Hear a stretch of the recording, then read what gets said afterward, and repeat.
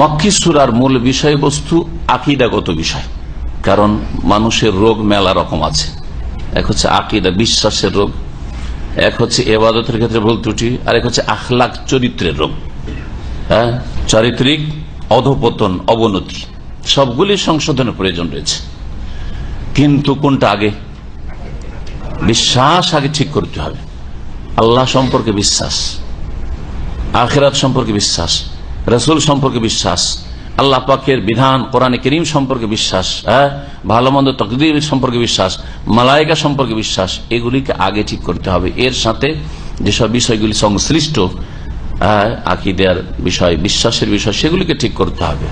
আকীদা হচ্ছে কিবলার মতো, নামাজ পড়ার আগে আগে কিবলা নির্ণয় করতে হবে।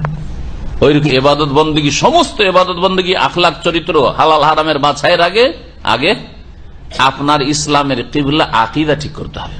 কিবলা না ঠিক করে নামাজ শুরু করে দিলে কাজ হবে না। কিবলা পরে চিন্তা করব, নামাজটা শুরু তো করে দিই, তাকবীর তাহরিমা তো দিয়েই দিই, এরকম নামাজ হবে? হবে না। ওই রকম আকীদা যাই থাক, কবর থাক আর মাজার থাক আর সুফিয়াত আর পীরতন্ত্র থাক, নামাজ তো পড়ছে। যেমন এক শ্রেণীর লোকদের কথা, নামাজই তো তারাও তো আল্লাহকে ডাকছে, জিকির আজকার করছে, তারা তো দিনের কিছু খেদমত করছে, বেনামাজিকে নামাজি বানাচ্ছে। আরে আকীদাই ঝামেলা, আকীদাতে শিরক আর বিদআত ঢুকে আছে। এইসব নামাজ পড়িয়ে আর দাড়ি ছাড়িয়ে আর এই কিছু লোককে জিকির ধরিয়ে আর ইসলামের দিকে নিয়ে এসে লাভটা কি হবে? ইসলামের আমলের দিকে এসছে, কিন্তু আকীদাই তো আসেনি। আকীদাই তো মুরব্বীদেরই আকীদা নষ্ট হয়ে রয়েছে।